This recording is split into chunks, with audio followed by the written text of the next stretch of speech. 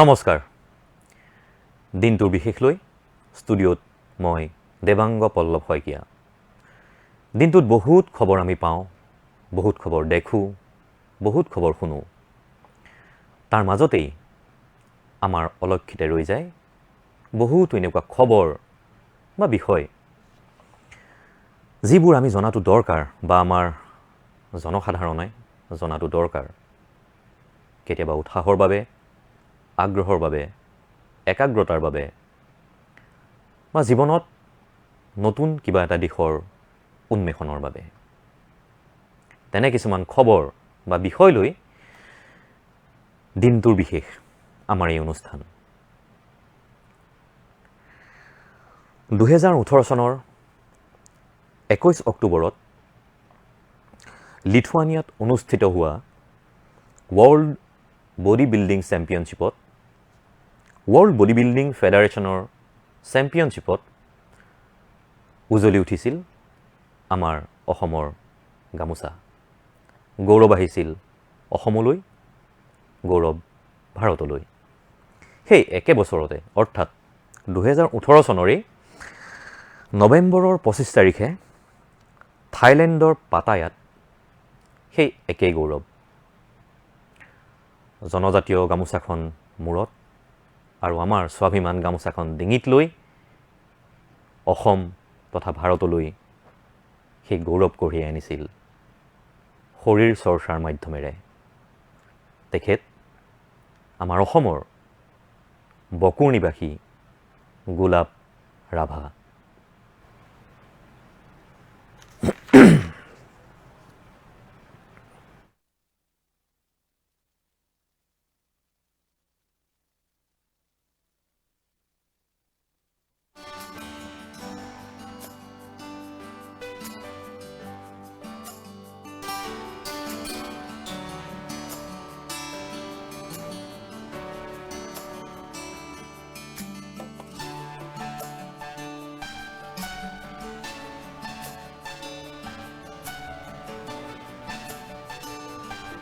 গোলাপ ৰাভাই শৰীৰ চৰ্চাৰ মাধ্যমেৰে অসমলৈ কঢ়িয়াই আনিছে গৌৰৱ। Mister Universe, Mister World. শৰীৰ চৰ্চা মাধ্যমেৰে তেখেতে উজলি উঠিছে বিশ্বৰ দৰবাৰত।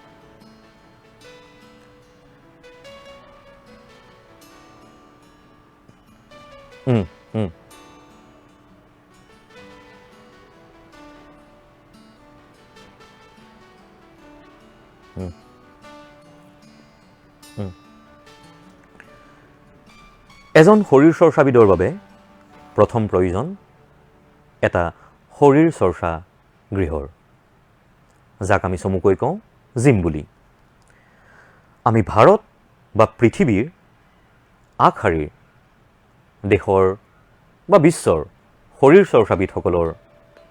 জিম দেখিছোঁ বিভিন্ন বাতৰি, তথ্যচিত্ৰ অথবা ইউটিউবৰ মাধ্যমেৰে। আমাৰ অসমলৈ তথা ভাৰতলৈ গৌৰৱ কঢ়িয়াই অনা শৰীৰ চৰ্চাবিদ গোলাপ ৰাভাৰ জিমটো,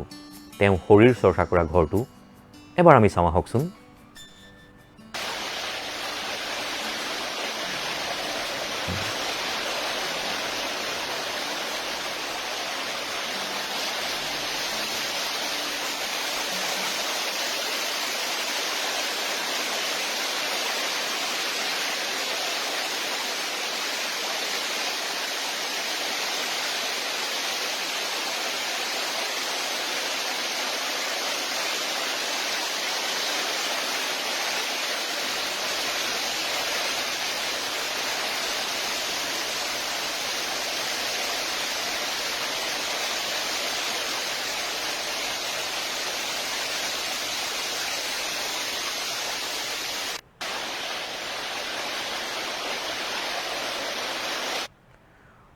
শৰীৰ চৰ্চাৰ অনুশীলনত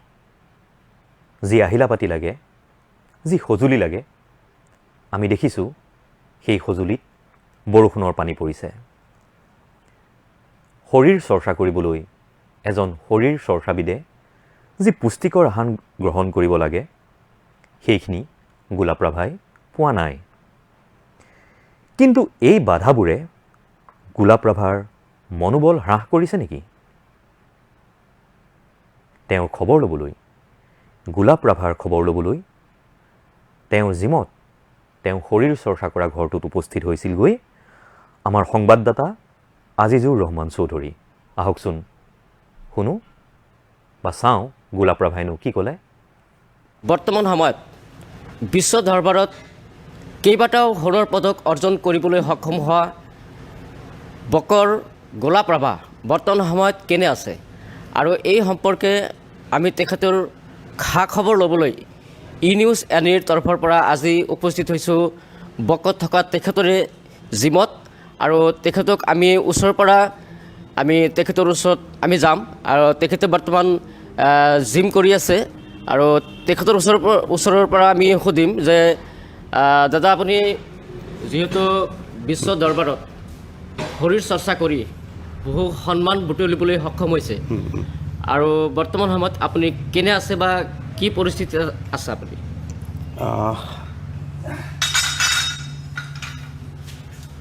প্ৰথমতে নমস্কাৰ জনাইছোঁ। আৰু কি পৰিস্থিতিত আছে বুলি ক'লে আচলতে এনেতো ঠিকে আছোঁ, খালি আমাৰ মানে অলপমান যেতিয়া আমি কম্পিটিশ্যনৰ কাৰণে ৰেডি হওঁ তেতিয়া আমাৰ অলপ ফাইনেন্সিয়েল প্ৰব্লেম চলে। আৰু ঠিক তেনেকৈ আমাৰো মানে যিহেতু আমাৰ স্পৰ্টছটো অলপ এক্সপেঞ্চিভ স্পৰ্টছ, এতিয়া মোৰো প্লেনিং আছে কেইটামান ডাঙৰ খেলা সেনেকৈ মাজতে চলি আছোঁ। আৰু অলপমান খেলাৰ কাৰণে অলপ মানে প্ৰব্লেমত পৰোঁ, নহ'লে বাকী এনে চব স্বাস্থ্যৰ ফালেদি বা বেলেগ ফালেদি চব ফালে ঠিকেই আছোঁ এনে। হয়, আমি জানিব পাৰিছিলোঁ যে আপুনি শৰীৰ চৰ্চা পৰিত্যাগ কৰি আপুনি চিনেমা জগতলৈ ভুমুকি মাৰিব।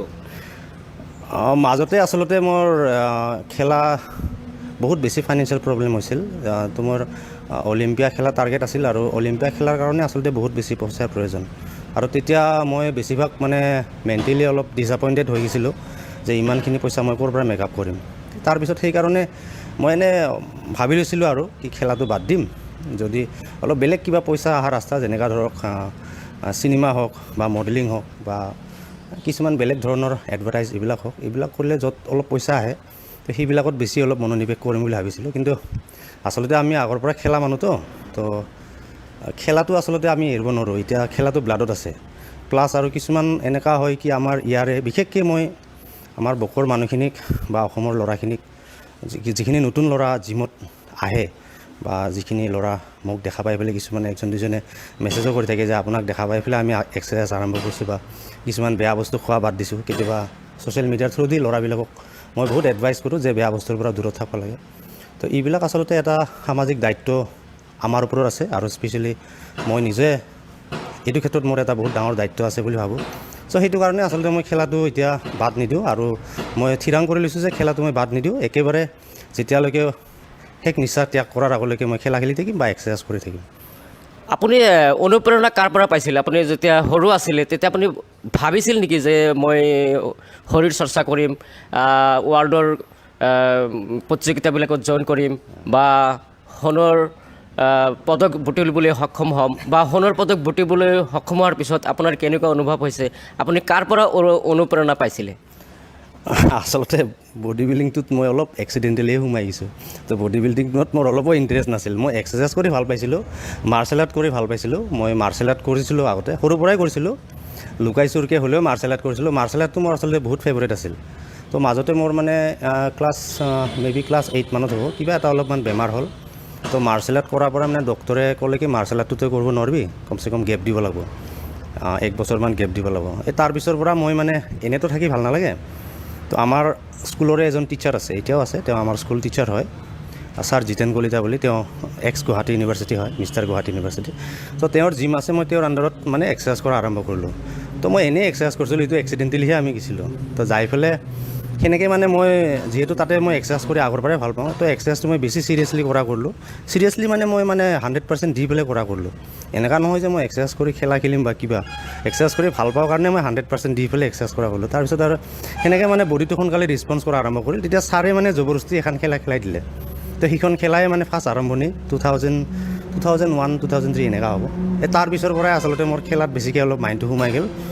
আৰু তেতিয়াৰ পৰাই মই বেছিকৈ মানে বডি বিল্ডিংটো মানে স্পেচিয়েলি মানে প্ৰফেশ্যন হিচাপে লৈ ল'লোঁ আৰু আপুনি চিনেমা কৰাৰ কথা আছিলে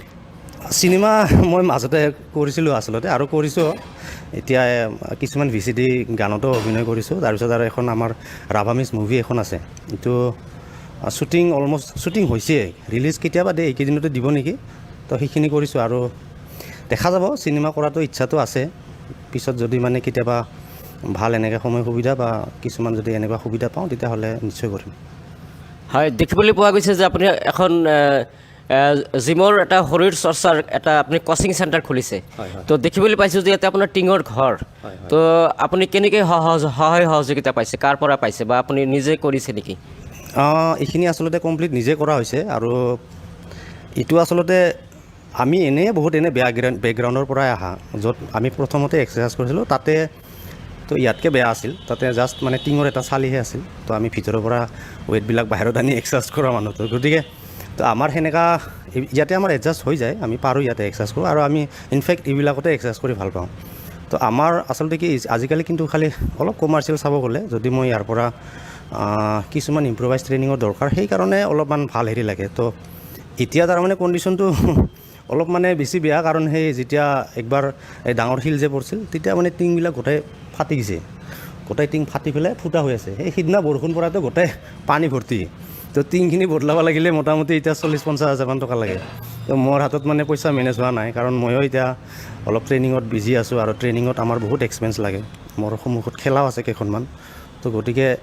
অলপ সেনেকৈ ফাইনেন্সিয়েলৰ প্ৰব্লেমৰ মাজেদি যাই আছোঁ তো সেয়ে আৰু অলপ এনেকৈ আৰু আমি চলি থাকোঁ আৰু ভালে বেয়া এনেকৈ মাজেদি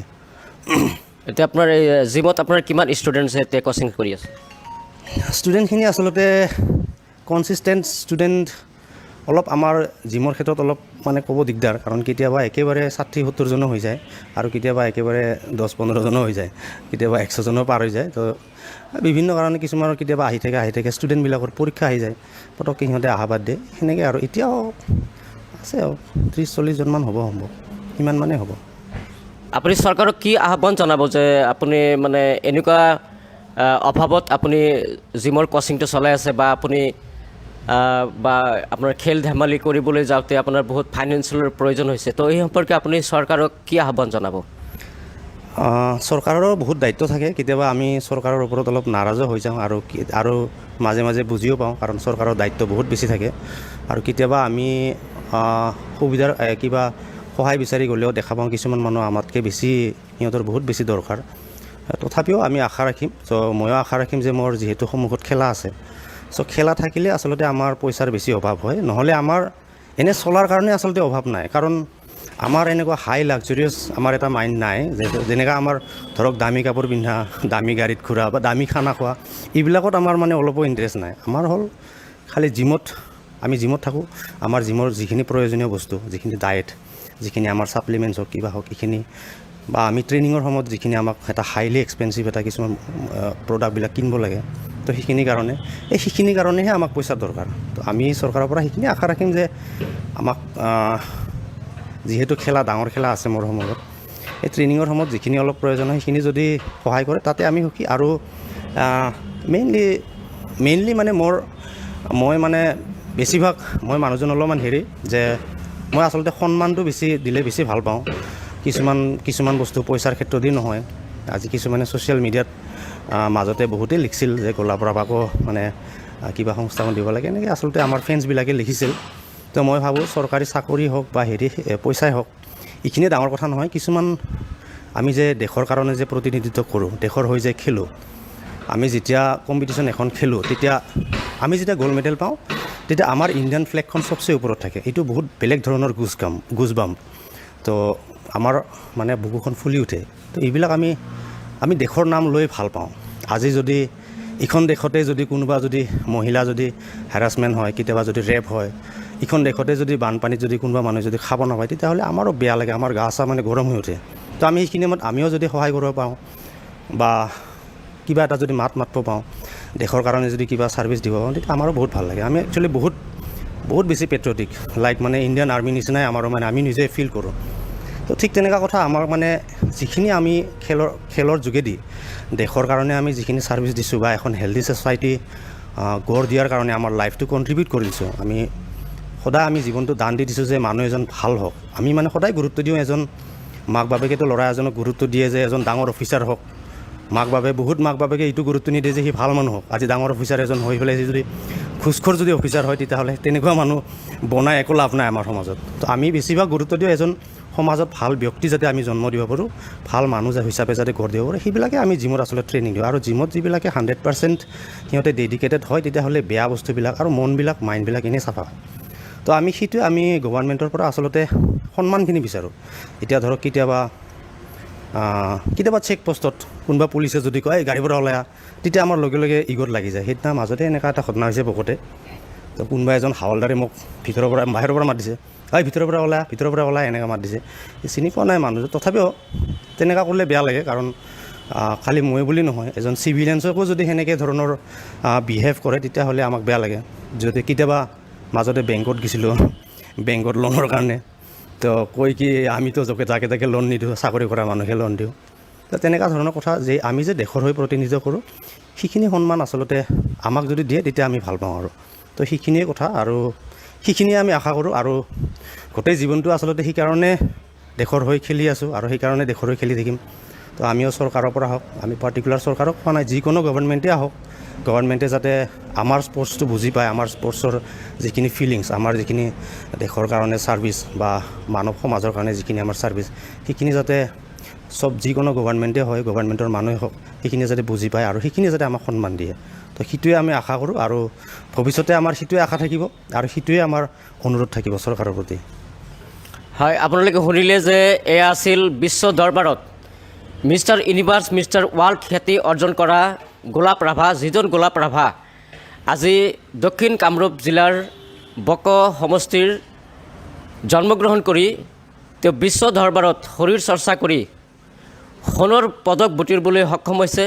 আমি এই চেনেলৰ যোগেদি আশা প্ৰকাশ কৰিম যাতে গোলাপ ৰাভাক যাতে সকলো প্ৰকাৰে সহায় সহযোগিতা আগবঢ়ায়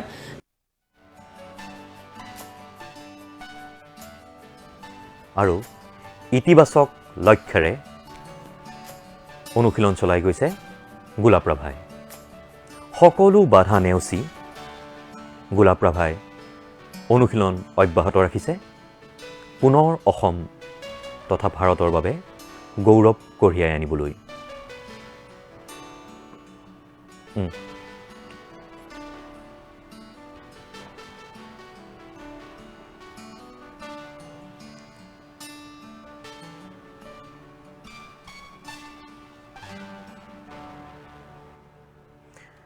কিন্তু আমি যদি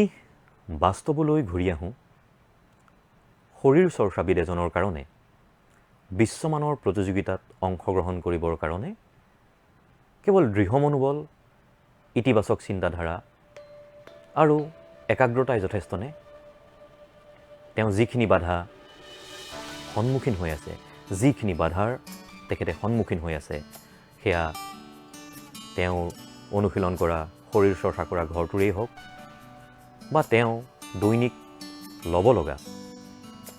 পুষ্টিকৰ খাদ্যৰ ক্ষেত্ৰতেই হওক অকল ইতিবাচক মনোভাৱ বা দৃঢ় মনোবল লৈ এইখিনি সা সুবিধা যদি এজন শৰীৰ চৰ্চাবিদে নাপায় তেতিয়াহ'লে তেওঁ বিশ্বমানৰ প্ৰতিযোগিতাত অংশগ্ৰহণ কৰিবলৈ নিজকে সাজু কৰিব পাৰিবনে কেৱল এটা ইতিবাচক মনোভাৱেই এই ক্ষেত্ৰত সকলোখিনি নেকি বা সমস্ত নেকি নিশ্চয় নহয়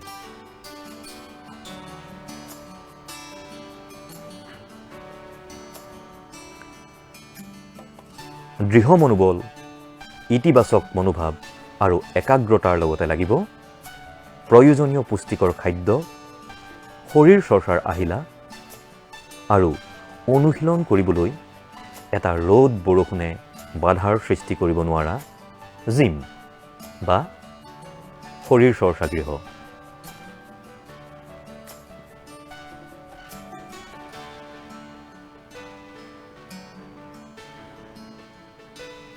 আৰু তেতিয়াই পুনৰ বিশ্ব দৰবাৰত অসমৰ নাম উজ্বলাব পৰাকৈ ভাৰতৰ নাম উজ্বলাব পৰাকৈ সম্পূৰ্ণভাৱে প্ৰস্তুত হৈ উঠিব গোলাপ ৰাভা আৰু গোলাপ ৰাভাৰ পথ অনুসৰণ কৰিয়েই হয়তো অসমত সৃষ্টি হ'ব আকৌ একোজন নতুন নতুন গোলাপ ৰাভা নৱপ্ৰজন্মৰ পৰা ওলাই আহিব একোজন গোলাপ ৰাভা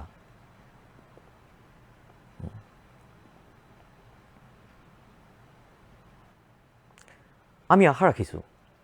গোলাপ ৰাভাই যি সপোন দেখিছে সেই সপোন অবাস্তৱ বা অমূলক নহয় কাৰণ তাৰ প্ৰমাণ ইতিমধ্যে তেখেতে দি থৈছে দুবাৰকৈ বিশ্বমানৰ খ্যাতি অৰ্জন কৰি অসম তথা ভাৰতলৈ গৌৰৱ কঢ়িয়াই আনিছে বকুৰ এইজন শৰীৰ চৰ্চাবিদে আমি আশা কৰিম দিনটোৰ বিশেষৰ জৰিয়তে যে ৰাইজ তথা সংশ্লিষ্ট মহলে গোলাপ ৰাভাৰ এই যি সপোন যে শৰীৰ চৰ্চাৰ মাধ্যমেৰে বিশ্বৰ মঞ্চত ভাৰত তথা অসমৰ নাম উজ্বলোৱাৰ সেই সপোন তেওঁৰ এদিন পূৰণ হ'ব আৰু তাৰ বাবে তেওঁৰ সপোনৰ বাটত যিবোৰ বাধাৰ তেওঁৰ সন্মুখীন হৈছে সেই বাধাসমূহ দূৰ হ'ব আৰু দূৰ কৰাৰ বাবে আগভাগ ল'ব লাগিব আমাৰ সুহৃদয় ৰাইজ বা সংশ্লিষ্ট মহলে